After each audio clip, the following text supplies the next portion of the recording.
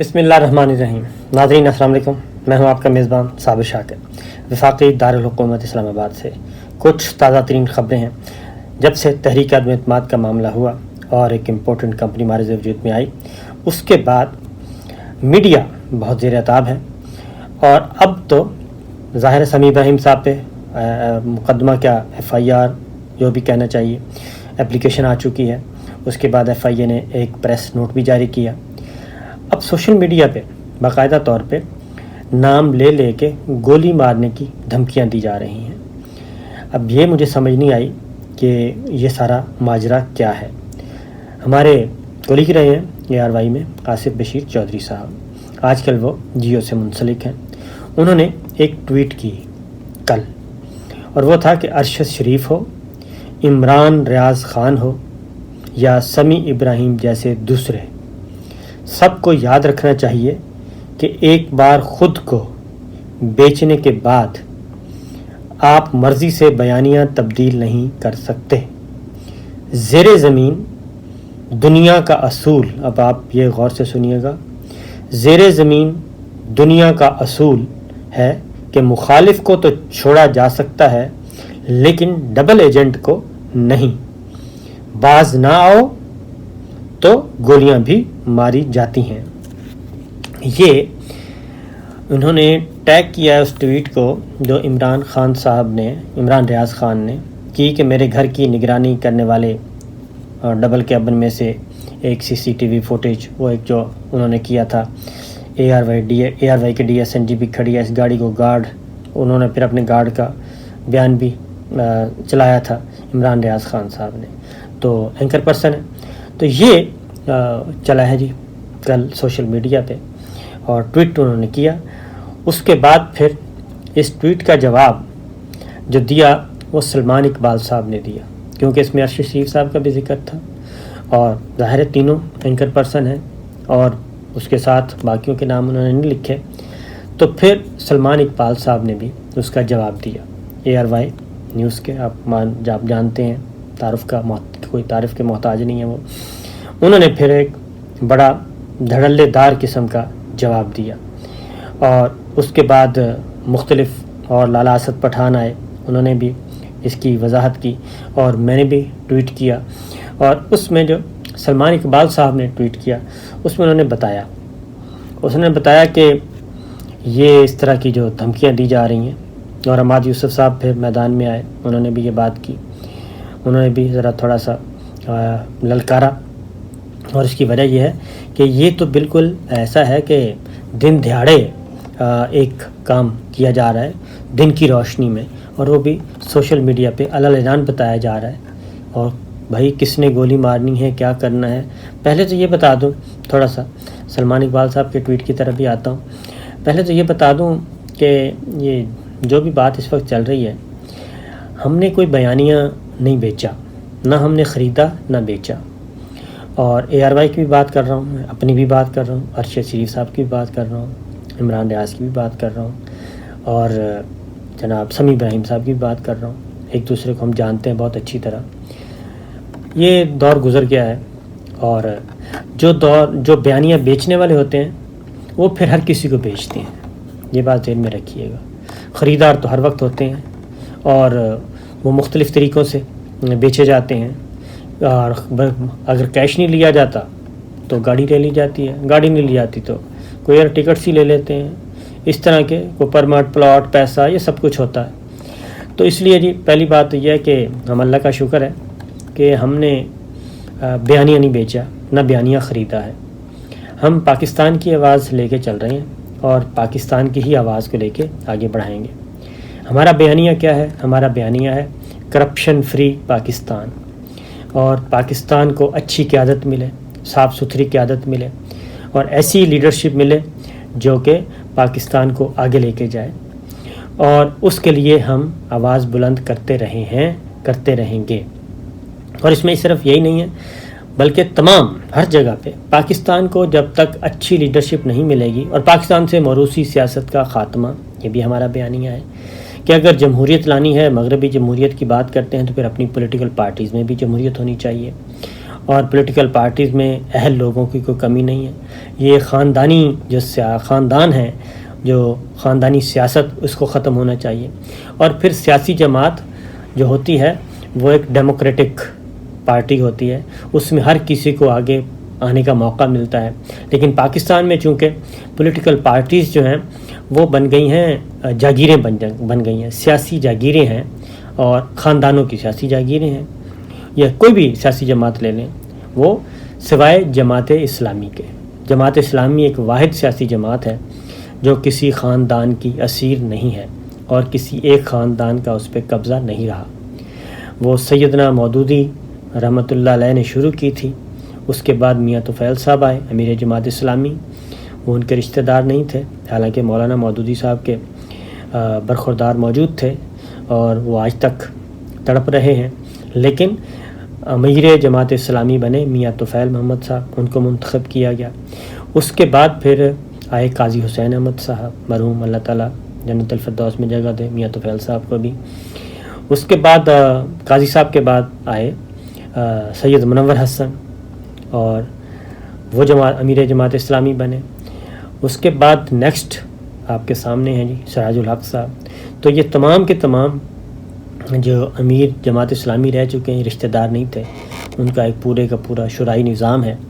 باقی کوئی بھی جماعت اٹھا لیں، اب یہ وزیر اعظم عمران خان جو سابق ہو چکے ہیں، پاکستان تحریک انصاف، یہ ایک جماعت ہے ابھی تک. اور کیونکہ ابھی تک آگے وہ باقاعدہ حیات ہیں، اور آگے جا کیا بنتا ہے نہیں پتہ، لیکن ابھی تک ان کی جماعت میں بھی موروثیت نہیں ہے.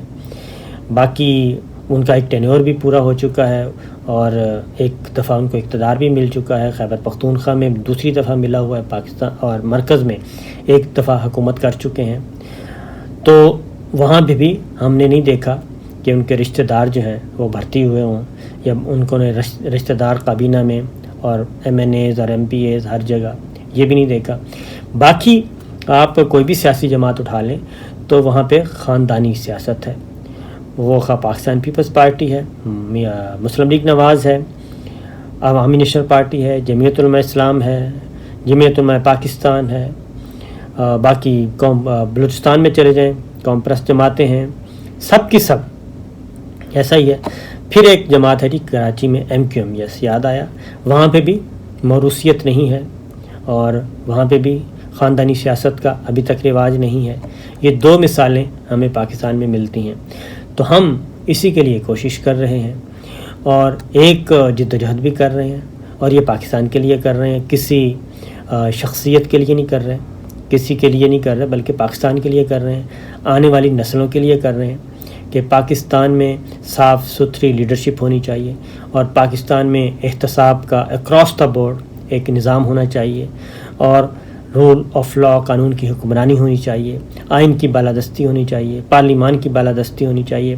تمام اداروں کو اپنے اپنے آئینی حدود میں رہ کے کام کرنا چاہیے.